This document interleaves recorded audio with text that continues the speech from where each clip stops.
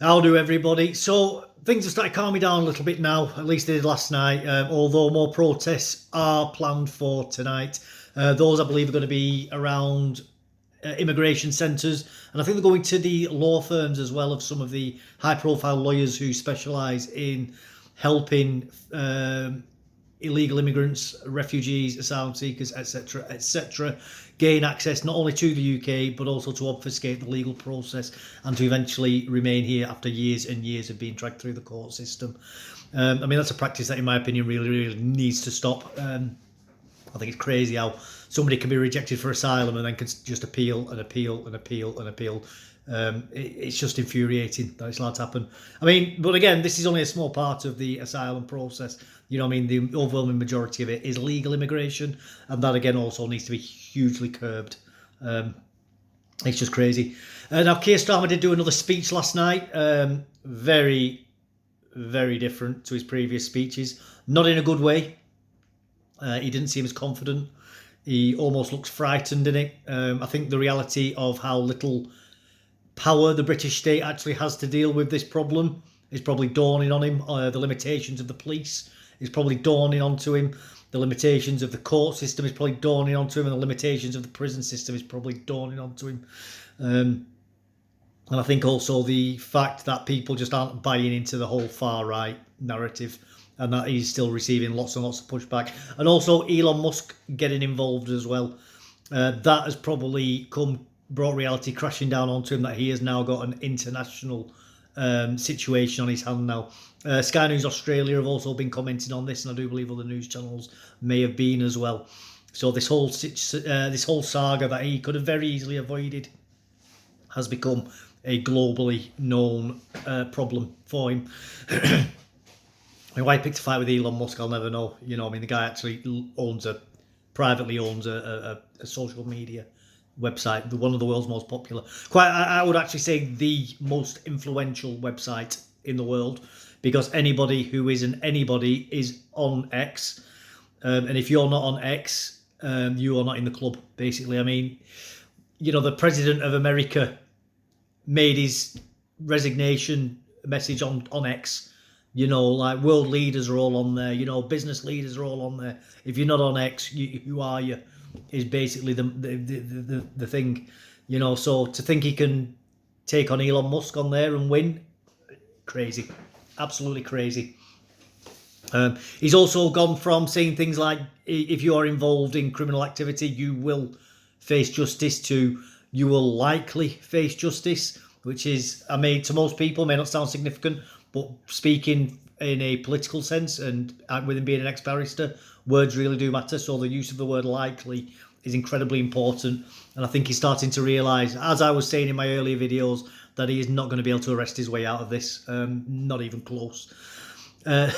We've also seen that a murderer who's only spent 6 months in prison, the individual happens to be black, and the victim happened to be white.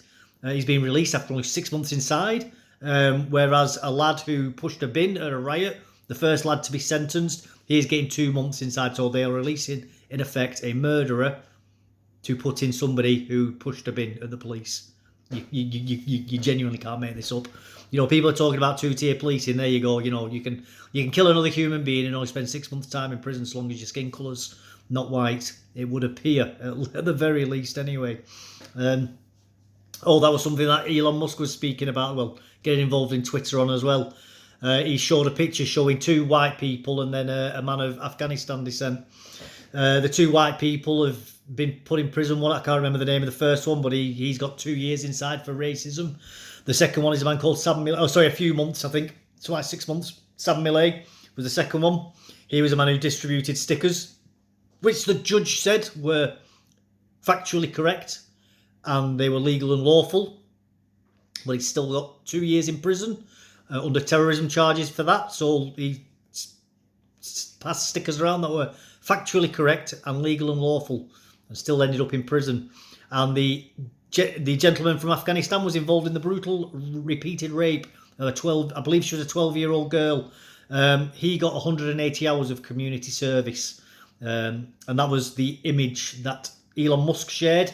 And Elon Musk has also now started referring to Keir Starmer as two-tier Keir as well. So that is quite a significant change in pace on that front. Keir Starmer, what an idiot, trying to take on Elon Musk. What an absolute fool.